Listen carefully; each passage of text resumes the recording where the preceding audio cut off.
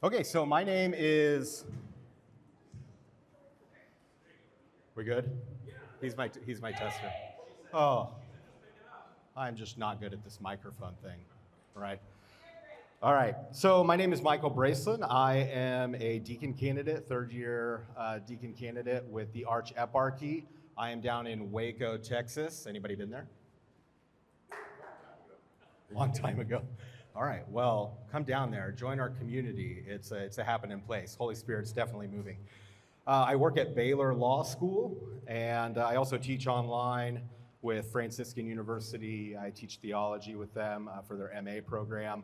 And my lovely assistant here, also deacon candidate, Andrew Clayton, is a professor of political science at Baylor, and we're the two-headed monster of the South right now. So, perfect. So I'm just going to jump right into this and tell you why I'm here, and we have a lot of data to get into. But how this started was, how many of you have spent time at BCS, Byzantine Catholic Seminary, right? A lot of great ideas are generated in the basement there. And there was no surprise there in the massive heat wave last year, not even including this year. We were all in the basement, slightly hysterical from the heat. And, a lot of great conversation happens down there. And I couldn't help but think, as we were talking about minor orders and how to reach young men in the church, that I was like, this really needs to be shared. Little did I know that this would be an opportunity that came up just a few months later. So we were down there, and, with a lot of great ideas, you hear, people sit in coffee shops, jot down ideas on napkins, and it never materializes, or it materializes into something great. What's different about us is we have the tradition, we have the church's support. There's no reason that we can't make this a reality in the church today. And I was really inspired by, some of you may have missed it, but yesterday, Father Deacon Jeff's talk on MCI, he just started going, and look at the impact MCI has had in the church today, to where we're so reliant on that great resource. So thanks be to God for Deacon Jeff. So first thing I want to ask, just a little straw poll. How many of you would love to see readers and subdeacons in your parishes? Show of hands. Except for the bishops. Bishops have to keep their hands down for now. Okay, I'm just kidding. So a good amount of support. What I'm going to go through here is we're going to look at data first. And we just tripped the breaker. Yeah? We have the handouts. All right. All right. Improvise, adapt, and overcome. I was in the Marine Corps from 2003 to 2007, so this is about par for the course. Okay, so we're going to look at data first, and then we're going to look at what the church says, right? Then we're briefly going to look at what is a reader and a subdeacon, and then we're going to pivot into some hypotheticals. Not the rule, not necessarily what I'm proposing, but just some tangible things we could think about. What are some practical ways the church can move forward on this and make it a normative part of our life in the church today? And then we'll just having concluding remarks and a Q&A, and you can hit me with all the hard questions. I can't promise I'll have the answer, but we'll see how it goes. I challenged a few of the clergy in the room to really hit me with some hard ones. I know Father Ron over here is really going to go after it. I love it. Okay, so what you're not seeing, or you're seeing in your handout, is I think it's the third slide. Let's look at the data. I did to go back to what Trinidad said, for those of you from yesterday that were aware, he said communication and community building needs to be systematic and intentional. There's nothing systematic or intentional about my survey. I basically made the survey in Google Forms, and I said, you know what, I'm just going to put this on Byzantine Catholic. I'm going to send this to some people to distribute throughout their church, and it had a great response. But in no way was it, from Georgetown's Cara Institute, that it was, systematically put out there in any way. Okay, they're still working on that. Long story short, I got 79 active Ruthenian Catholic men in good standing, willing to undergo a background check, and willing to undergo a multi-year, potentially a multi-year formation program with local formation and online learning integrated. So what we're going to do is we're going to look at some of that data. And I'm going to awkwardly look over at how this is going every now and then. Because I...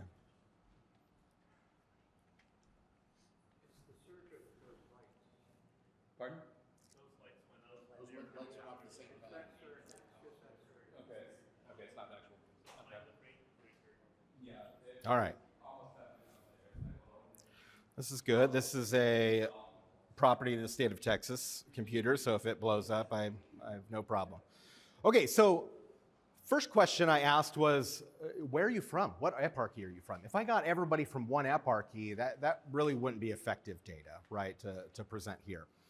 So out of those 79, 33% were from the eparchy of Phoenix, 35% were from the Archeparchy, 18% from Passaic, and 14% from Parma.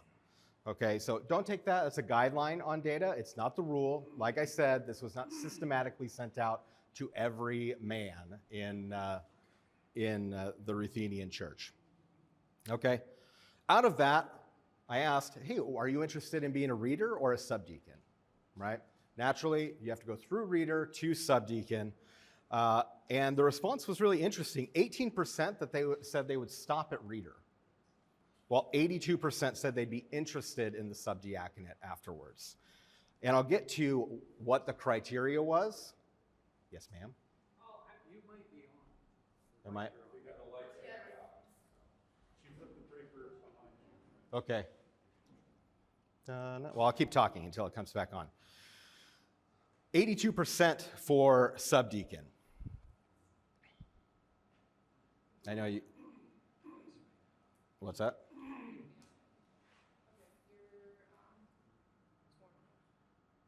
All right. So, next question, obvious question. Would your pastor support you? That is a pretty important part of the discernment process, I'd imagine. 90% said, quote, absolutely. And 10% said they didn't know. All right? Are we good? Oh, you're good. Okay.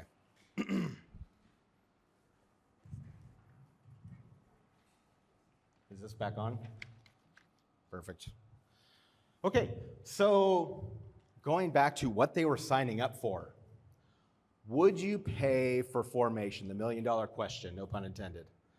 All right. 73% said they would full out-of-pocket pay for all formation associated with minor orders. Okay, and we'll get to the numbers on that. 22% they'd love to share it with their parish, split the cost. I didn't really specify on that. And then 5% said they weren't interested in paying anything. Okay, next. Here's what they were seeing when 73% said yes. Okay, and I'll get to how I got to these numbers in a little while.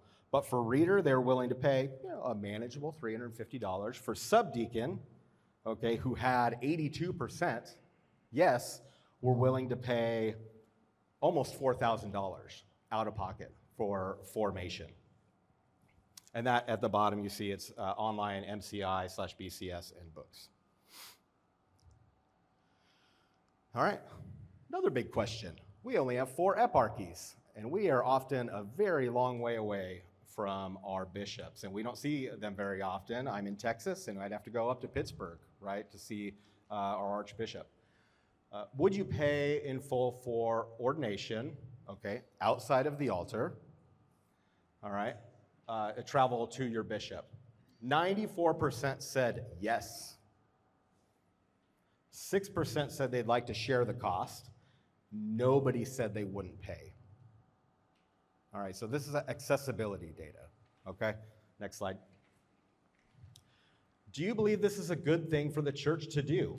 95% said yes. 5% said yes with a reservation or two, and we could discuss those. 0% said it was a distraction.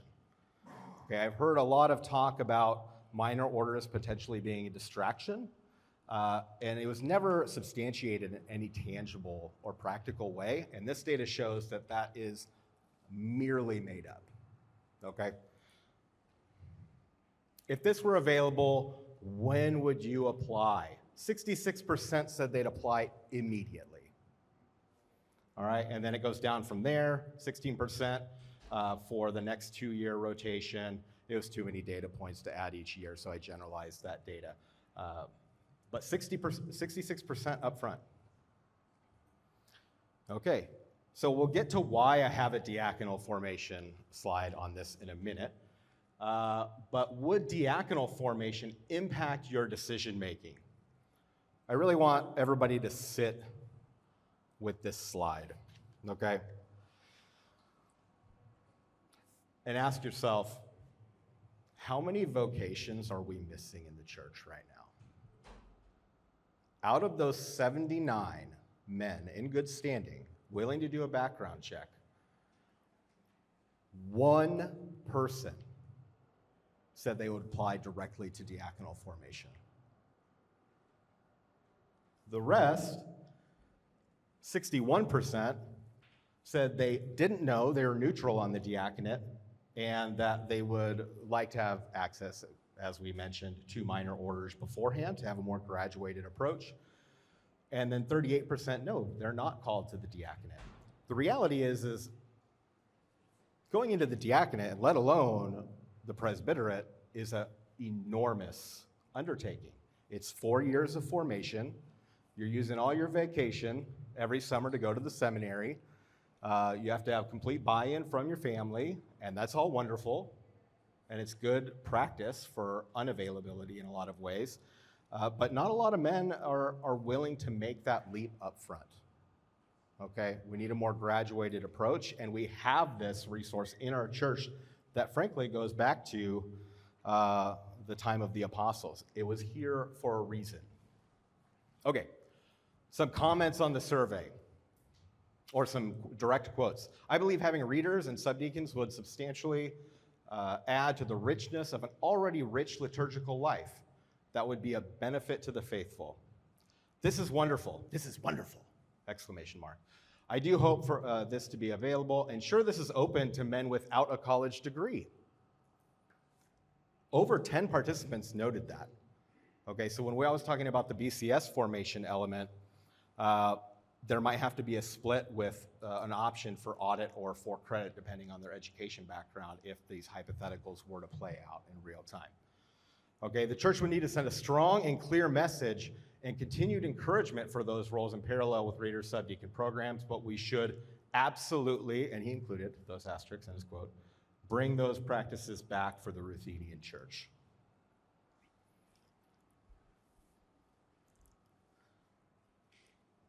Those are some handsome guys right there. All right, so this is myself, obviously, and Andrew, and one of our other deacon candidates at a ministry fair at Baylor University. We had about 40 people sign up for our mailing list at that fair, which was great. Okay, so what's the barrier? And this is really a general vocational question in a lot of ways. In the modern age, there's a lot of generational challenges, but very few things have stayed the same for men throughout the ages, and that's clarity of mission, okay?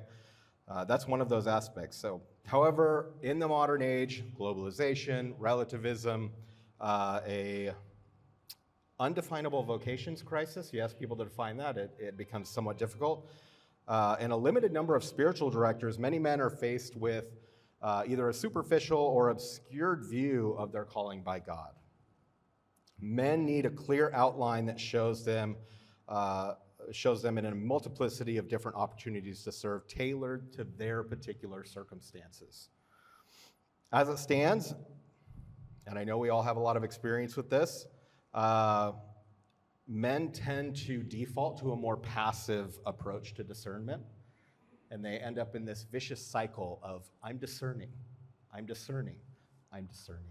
So what does that mean, right? Let's make a decision and let God work out the rest, right? One of my favorite sayings is, God doesn't call the qualified, he qualifies the called, right? So getting this visible pathway encourages men to step up and say, hey, I could do that. Okay, this is meeting me where I'm at.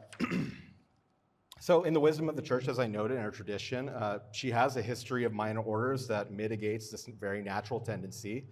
And while some men have clarity vocation to major orders, countless more men simply are not called to major orders right away and may never be called to such.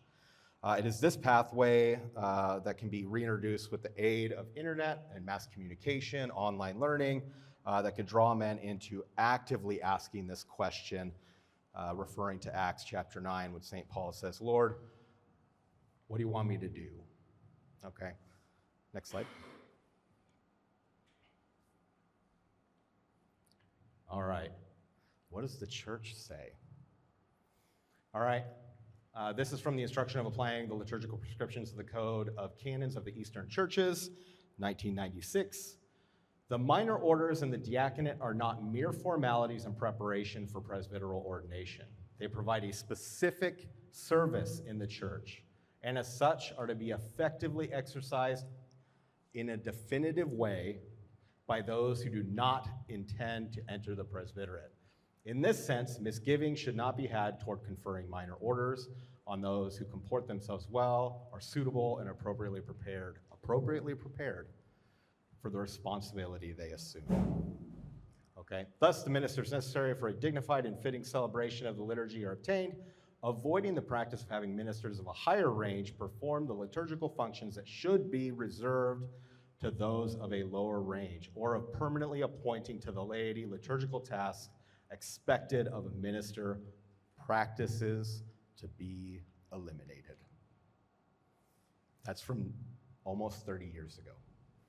And we all love this one from a couple months ago. We don't need to stay on this side too long, but the boss of bosses has really encouraged us again in the tradition of Vatican II and of course St. John Paul II to continue to rediscover our heritage and have that visible in every aspect of our life. Okay, so that man right there is St. Nicholas. And that is one of our men at our outreach, at our community, forgive me, who says, I just want to be a reader. That's all he wants to do. And his wife's totally on board. Sorry that part of this is cut off. But this is just a summary of some of the things that a reader does in a church. Okay, and you might say, well, I mean, laity could do these things. It's important to understand when it comes to the offices, especially the ministerial offices of the church, whether it's a major office like the diaconate or a lesser office in minor orders, is the essence of the office is not defined by what it practically does. Okay, it's about who they are in the church and what they represent. Okay, so we'll just go through that because I am already behind schedule a little bit. A little bit about the subdeacon. They talk on a little bit more of a little more responsibility within the church. What this is doing is it's practicing good distributive leadership, frankly, by the pastor and any other presbyters in the parish or deacons in the parish, understanding that the Eucharistic celebration and the different offices that we celebrate together is a community gathering. It is not like we're going to Divine Liturgy and we're watching a bishop or a priest serve Divine Liturgy or a deacon serve a Typicus service, and we're just there watching. Okay? But Divine Liturgy does not happen without you. It simply does not happen. You're an integral part of the service.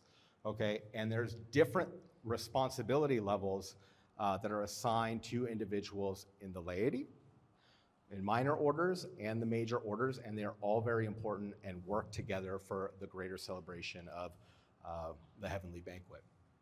That's me giving a talk at Baylor Law for the Great Fast. It was a Lenten reflection series. Here's some of our young men Some of them are normal, some of them are weird. It's a good mix. And of course, there's our lovely pastor, Father Elias, right there at the bottom. All right, next one.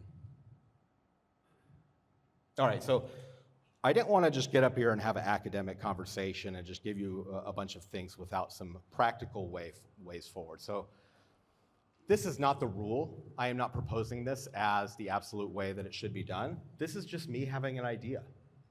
Okay, there's probably a lot better ideas. The important thing is having the conversation, right? So hypothetical formation, combination of MCI, directed reading, and practicum guided at the local parish, hence why you need your pastoral buy-in on that.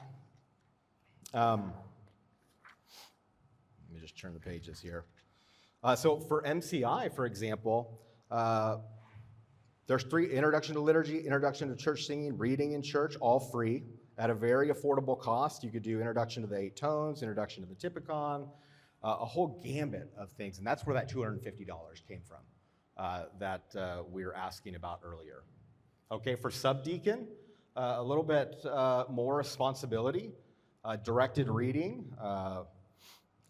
Father Christopher Zuger's history book would definitely be on that list for sure. It's a great book if you haven't read it. And also BCS Online.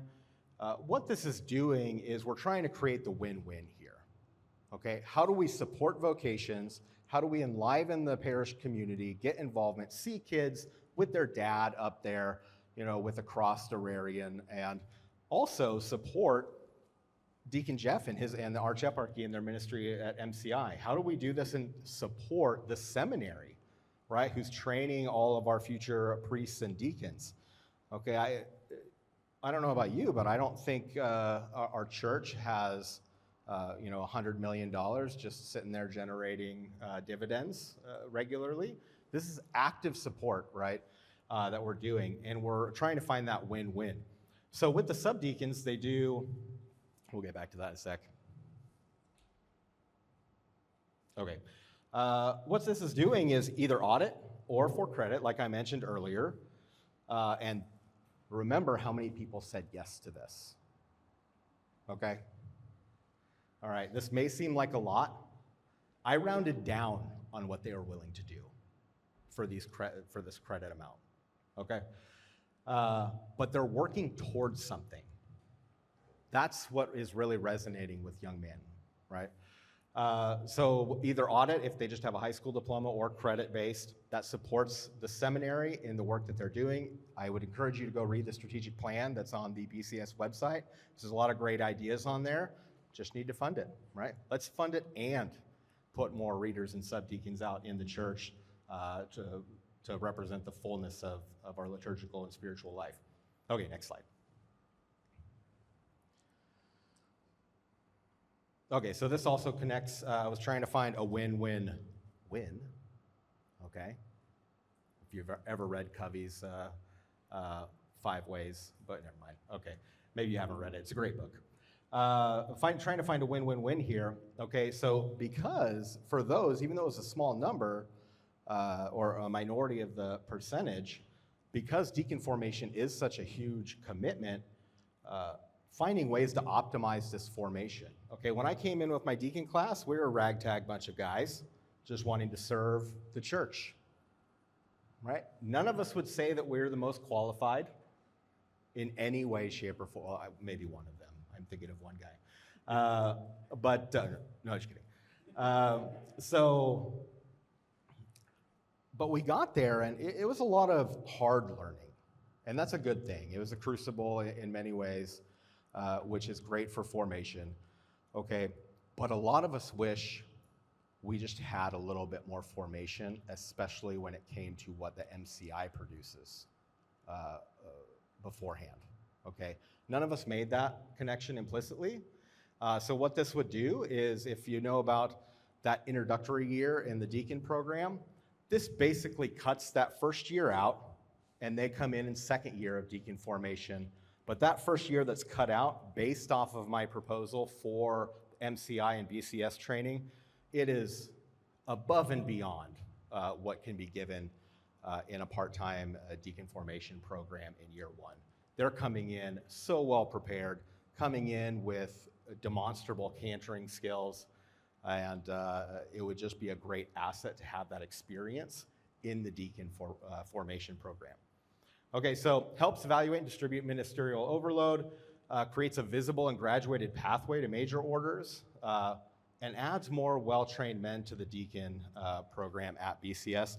And just to reiterate that 3-year, that is in line with the 3-year requirement, according to Canon 354 of the Eastern Code, requiring 36 months of deacon formation before ordination. So, okay,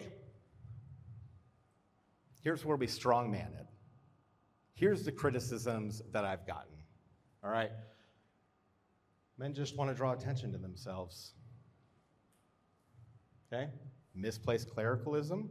I don't know how you'd get that from minor orders, but I put it on there. Pride, power, it's a real thing. We've all seen it. And lack of ecclesiastical control.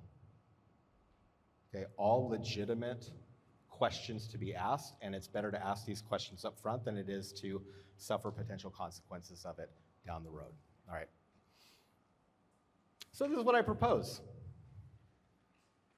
A central institute directing the program for all Ruthenian eparchies. One voice together with a clear outline and a clear mission for men to fall into and engage with. Okay?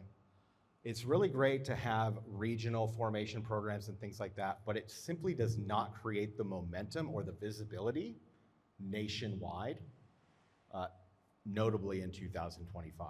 You'll just sit here, oh, I wish we had that. Oh, I wish we did it this way. A systematic invitation by the bishops, and having 20 years of higher education experience, and then, of course, being very type A from my time in the Marine Corps, this is not a difficult administrative task. It simply is not. With the size of our church, it is not a difficult task to do this. So collect applications, coordinate with the eparchies, manage and mediate training program, facilitate quarterly online meetings, and manage candidate packages.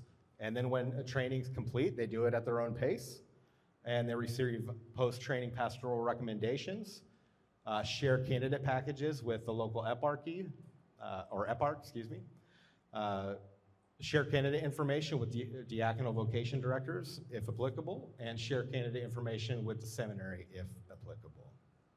Okay? One repository of information. Okay, so what is this doing? It's contributing to a virtuous cycle in the church today. What have we talked about? The church has the office, no question, okay? All the way back to 150 with Justin Martyr, and all the way up to the Seventh Ecumenical Council, I think Canons 1, 11, and 14, and everything in between are constantly citing the minor orders as an essential aspect of the life of the church. Church has the office. Church provides support.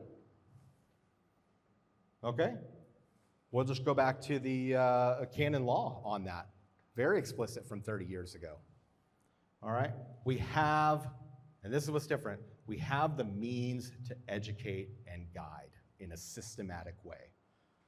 Okay? We have MCI, which is wonderful, or it could be a different pathway, but that's what we have. No reason to reinvent the wheel. Okay? And we have a wonderful online program with BCS. All right? And men are interested and need direction. Okay? Men are interested and need direction.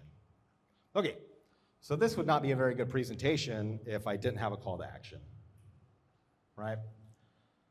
Here's my call to action for the church.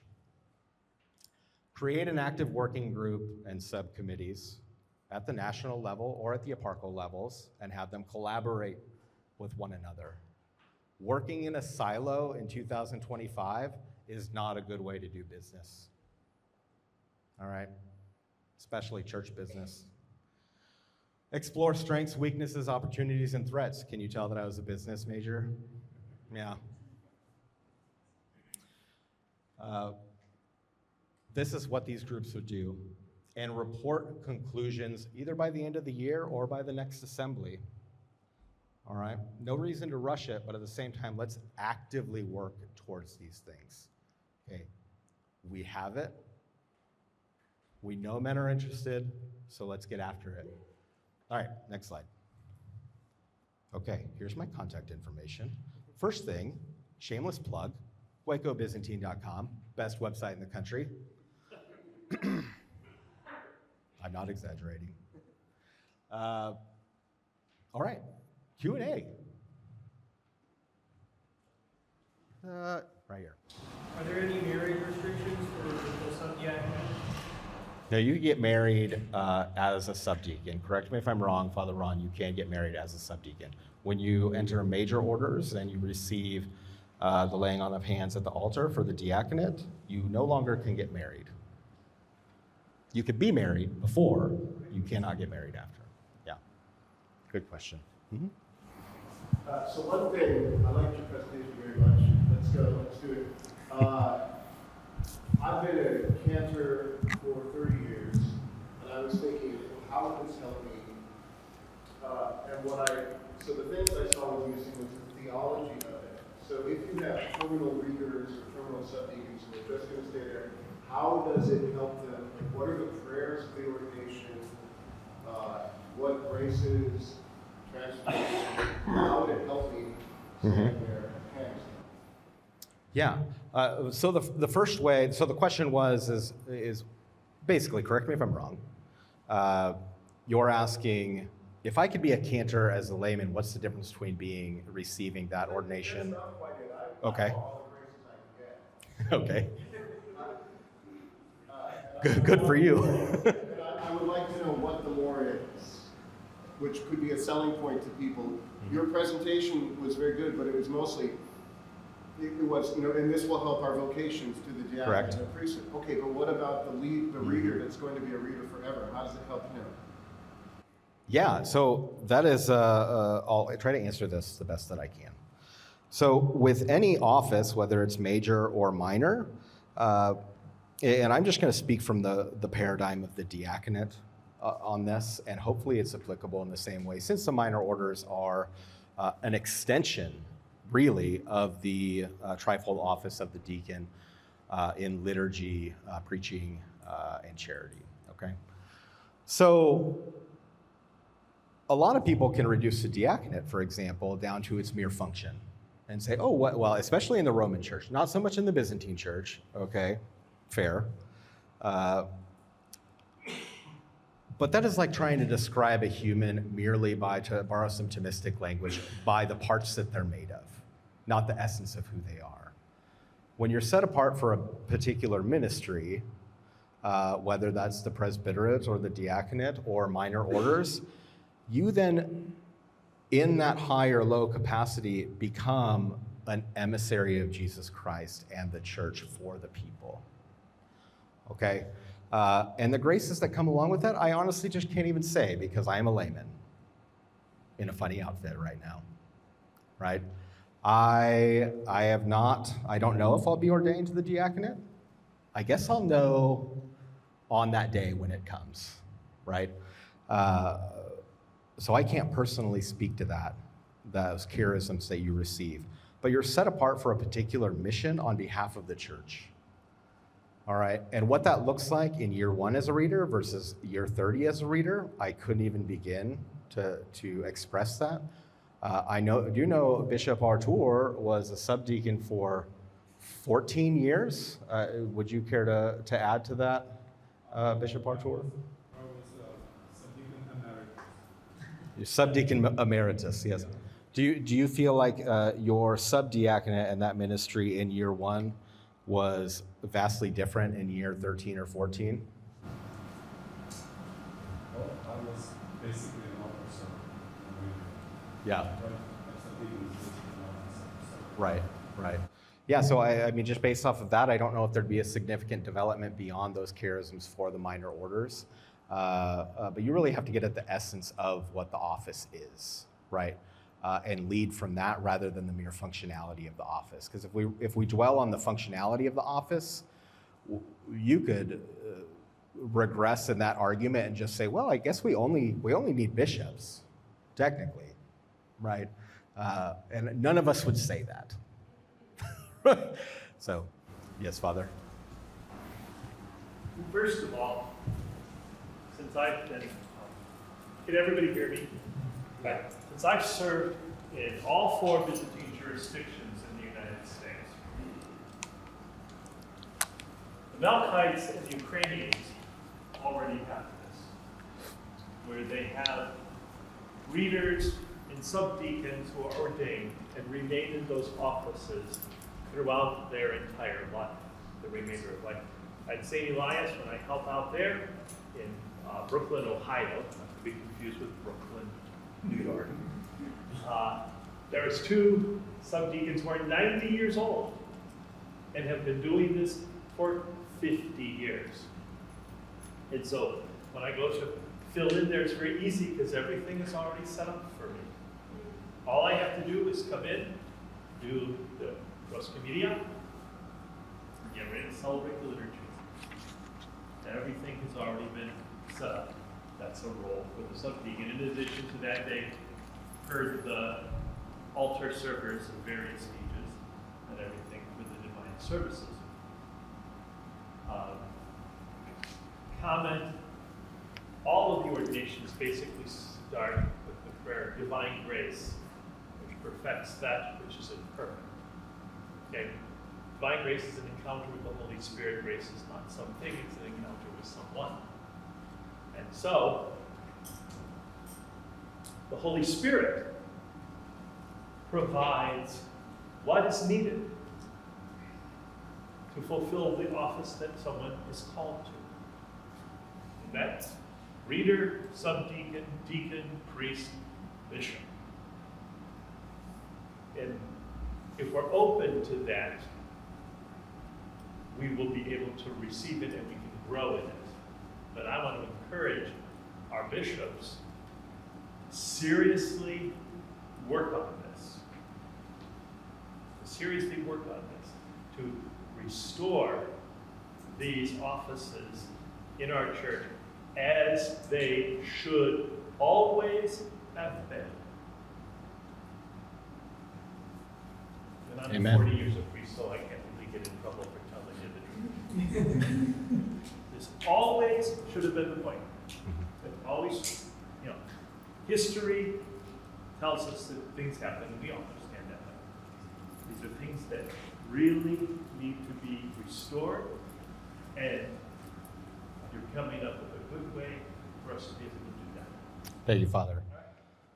What he meant by 40 years of priest is saying that I still can get in trouble for this because I'm just in formation still. Are we out of time? Okay. Well, more questions then. No, I'm just kidding. I will be just outside the door if y'all have some follow-up questions, if you just like to gather around there and ask me. And I will be here through the day tomorrow as well. Just find me. And thank you. Thank you very much. God bless.